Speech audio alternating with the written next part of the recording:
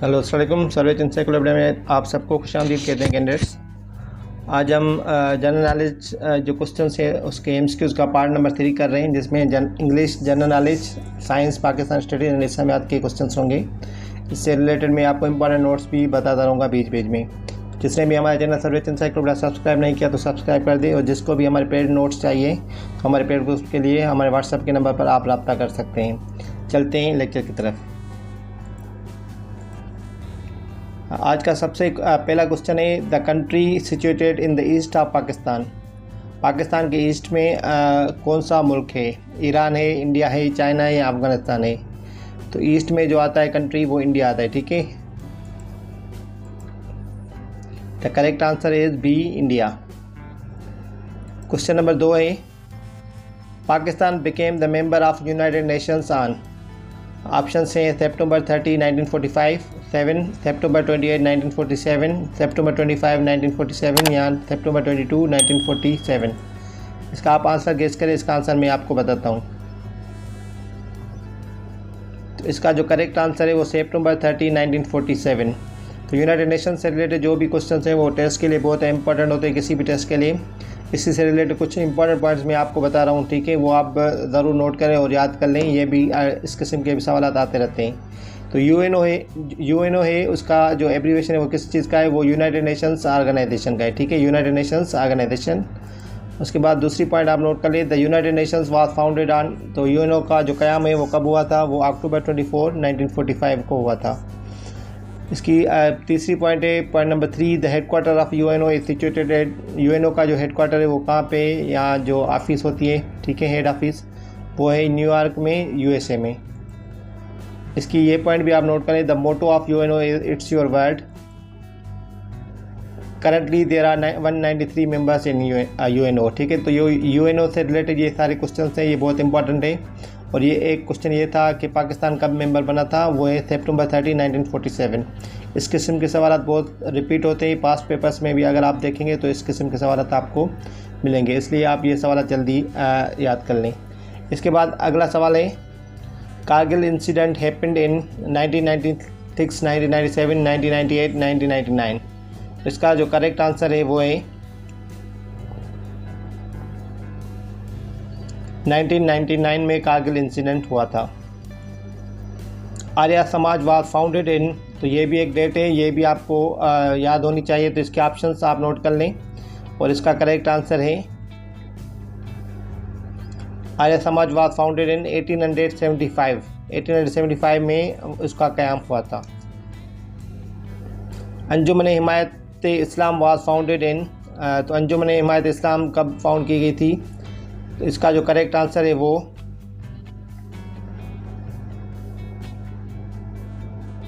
1884 में। 1884 में अंजुमन हिमायत इस्लाम फाउंड की गई थी। Qantas airline belongs to. Options are given, United Kingdom, Australia, Italy या स्विट्ज़रलैंड। इसमें करेक्ट आंसर कौन सा है वो आप बताएं। इसका जो करेक्ट आंसर है वो है ऑस्ट्रेलिया, ठीक है। तो कंतास एयरलाइन जो है वो ऑस्ट्रेलिया की एयरलाइन है। क्वेश्चन नंबर 7 की तरफ चलते हैं। The capital of Argentina. Capital कौन सा है अर्जेंटीना का? ऑप्शन हैं पेरिस, लंदन, ब्यूनस आयर्स या ब्राज़ीलिया। तो इसका जो करेक्ट आंसर होगा वो है ऑप्शन सी। ऑप्शन सी इसका करेक्ट आंसर है, ठीक है। तो अर्जेंटीना का जो कैपिटल है वो ब्यूनस आयर्स है। इससे रिलेटेड कुछ अहम इंपॉर्टेंट नोट थे, वो आप नोट कर लें। देखें, the currency of Argentina. Argentina की जो करेंसी है वो पेसो है, ठीक है। Argentina is located in continent south America. South America का ये एक कंट्री है। और पेरिस जो देखें, जो दूसरे ऑप्शन हैं वो पेरिस है। एक पेरिस जो कैपिटल है वो फ्रांस का है, ठीक है। लंदन कैपिटल है यूनाइटेड किंगडम का। एंड ब्राज़ीलिया जो कैपिटल है वो ब्राज़ील का है। तो ये सारे जो इसमें जो ऑप्शन हैं उसके मैंने आपको कैपिटल्स बता दिए, और ये आपको याद करना है कि अर्जेंटीना साउथ अमेरिका का एक कैपिटल है। क्वेश्चन नंबर 8 की तरफ चलते हैं। The capital of Australia is. Capital कौन सा है ऑस्ट्रेलिया का? तो option are given, Melbourne, Sydney, Perth या कैनबेरा। तो करेक्ट आंसर होगा वो कैनबेरा है, ठीक है। Option D is correct. Boxing day is celebrated in Australia on December 25, December 26, December 27 या December 28। तो बॉक्सिंग डे जो ऑस्ट्रेलिया में मनाया जाता है वो दिसंबर 26 को मनाया जाता है। करेक्ट आंसर होगा बी। क्वेश्चन नंबर 10 है, the national flower of Pakistan is, options are jasmine, rose, tulip या सनफ्लावर। इसका जो करेक्ट आंसर है वो होगा जैस्मिन, ऑप्शन ए। तो ये नेशनल फ्लावर ऑफ पाकिस्तान है जैस्मिन। तो ये आपको सारी चीज़ें जो नेशनल है पाकिस्तान की वो आपको याद कर लेनी है, पाकिस्तान स्टडीज़ में बहुत इंपॉर्टेंट है ये। इससे रिलेटेड कुछ इंपॉर्टेंट आपको नोट्स में बता रहा हूँ कि national bird of Pakistan is चकोर। तो पाकिस्तान का जो नेशनल बर्ड है वो चकोर है। The national language of Pakistan is Urdu. Pakistan की कौमी जो लैंग्वेज है, ज़बान है, वो उर्दू है। The national fruit of Pakistan is mango. कौमी फल जो है वो मैंगो है। नेशनल एनिमल ऑफ पाकिस्तान है वो मरखोर। इन नेशनल ट्री ऑफ पाकिस्तान देवदार। तो इस किस्म के सवाल भी अक्सर आते रहते हैं कि नेशनल कोई भी चीज़ आपको नेशनल पूछ सकते हैं पाकिस्तान की, तो वो आपकी वो याद होनी चाहिए। मैंने कुछ जो इंपॉर्टेंट है वो आपको बता दिए, ठीक है। अगले सवाल की तरफ चलते हैं। The antonym of entice is, options are repel, lure, charmed या इंचेंटिंग। इसका जो करेक्ट आंसर होगा वो रिपेल होगा, ठीक है। इंटाइस होता है किसी को अपनी तरफ माइल करना और रिपेल होता है कि अपनी आप से दूर करना, ठीक है। Antonym of mettle, options are courage, nerve या प्लक या कावाडाइस। तो मेटल का जो एंटोनिम होगा वो होगा कावाडाइस। मेटल कहते हैं हिम्मत या दिलेरी को, ठीक है। तो कावाडाइस होता है बुजदिली। इसका जो एंटोनिम होगा वो कावाडाइस होगा। माइक्रोकोजम का एंटोनिम पूछ रहे हैं, options are universe, atomic, celestial या माइक्रोकोजम। तो माइक्रोकोजम का जो एंटोनिम होगा वो मैक्रोकोजम होगा। क्वेश्चन नंबर 14 की तरफ चलते हैं। Antonym of absurd is, options are happy, beautiful, funny या रैशनल।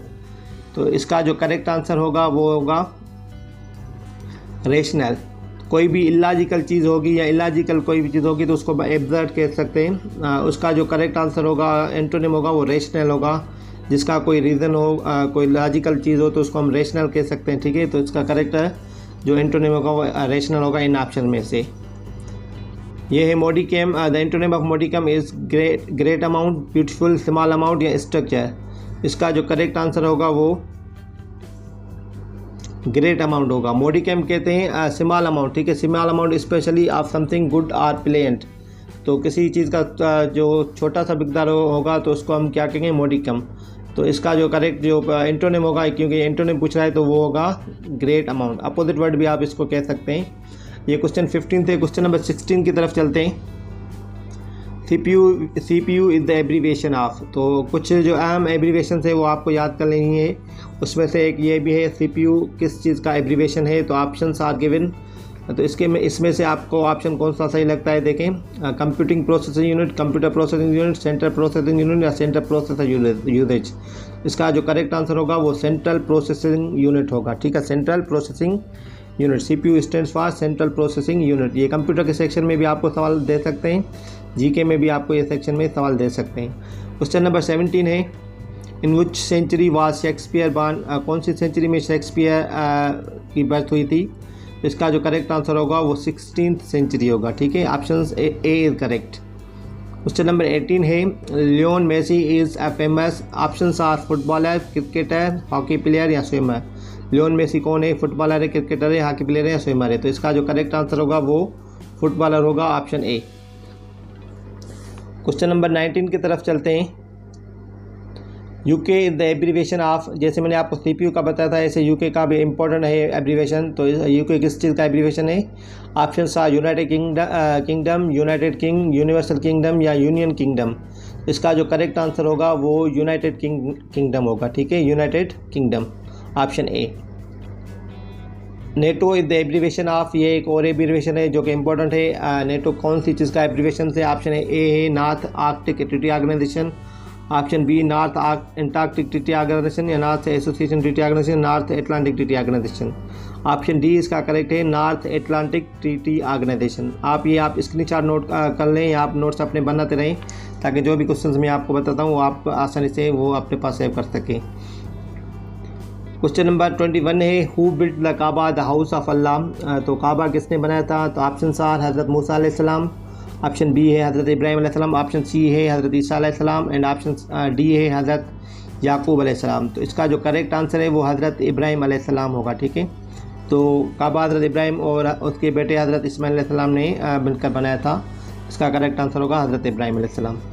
क्वेश्चन नंबर 22 है, which is the first mosque of Islam whose foundation was laid by prophet Muhammad peace be upon him.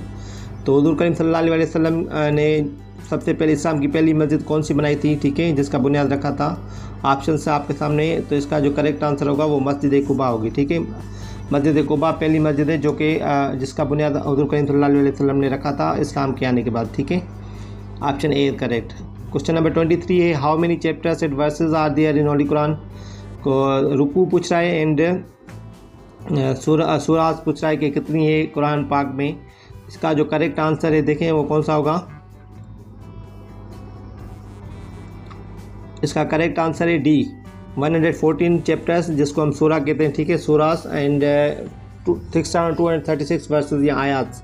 Versus मतलब आयात कितनी है and सूरास कितनी है, तो 114 and 6236। कभी कभी यहाँ पे 6666 भी आता है। अगर ये ऑप्शन नहीं है तो आप उसको भी क्लिक कर सकते हैं क्योंकि ज़्यादातर बुक्स में वो भी है, लेकिन जो करेक्ट आंसर है वो आयात का ये है, ठीक है, 6236 वर्सेस। क्वेश्चन नंबर 24 है, द फर्स्ट सूरा इन द होली कुरान। तो ये भी कुरान पाक का एक सवाल है कि पहली सूरत कौन सी है। ऑप्शन आर सूरत अल फातिहा, सूरत अल बकरा, सूरत अल इमरान या सूरत अल इखलास। तो इसका जो करेक्ट आंसर होगा वो सूरह अल फातिहा होगा, जो अल्हम्दुलिल्लाह रब्बिल आलमीन होता है, पहली सूरत आती है वो सूरह अल फातिहा है। तो इसका जो करेक्ट आंसर है वो ए है। The total Makki surat in the holy Quran is, मक्की सूरत कुरान पाक में कितनी है। ऑप्शन इसका है 80, 88, 86 या 96। तो इसका जो करेक्ट आंसर है वो देखें वो कौन सा है। इसका करेक्ट आंसर है 86। मक्की सूरत कुरान पाक में 86 और 28 जो है वो मदनी सूरत है, इसलिए वो 114 बनती है। तो 86 है 86 है मक्की सूरत और 28 कितनी क्या है वो मदनी सूरत है। टोटल कितनी सूरत हो गई 114। तो ये 25 सवाल थे जो कि अहम है किसी भी टेस्ट के हवाले थे, आप ये ज़रूर याद करें। और इस किस्म के अगर किसी को पेड नोट्स चाहिए हमारे पेड ग्रुप्स में, उसमें आप रब्ता करके उसमें व्हाट्सएप के नंबर पर रब्ता करके पेड ग्रुप्स पे ऐड हो सकते हैं। आज का एक सवाल आपके लिए जिसका आंसर आप खुद बताएंगे, इसका कमेंट करके आंसर के इसका करेक्ट आंसर कौन सा है। Who gave the law of gravity. Option are Einstein, Newton, Darwin या नन ऑफ दीज। इसमें जो भी आपको ऑप्शन सही लगता है इसका आंसर ज़रूर कमेंट करके बताएं। मेरे चैनल सर्विस एनसाइक्लोपीडिया को सब्सक्राइब करें। इससे रिलेटेड जो भी वीडियोज़ होंगी वो आपको मैं डिस्क्रिप्शन में लिंक इसकी डाल दूंगा, वो आप वो भी देख सकते हैं ताकि आपकी तैयारी अच्छे से हो सके टेस्ट के लिए। और इसी किस्म के सवाल आप पढ़ा करें, पास्ट पेपर सॉल्व करें ताकि आपकी जो तैयारी है टेस्ट की अच्छी हो सके और आपके अच्छे नंबर आए। आप अपना ख्याल रखिएगा। शुक्रिया, अल्लाह हाफ़िज़।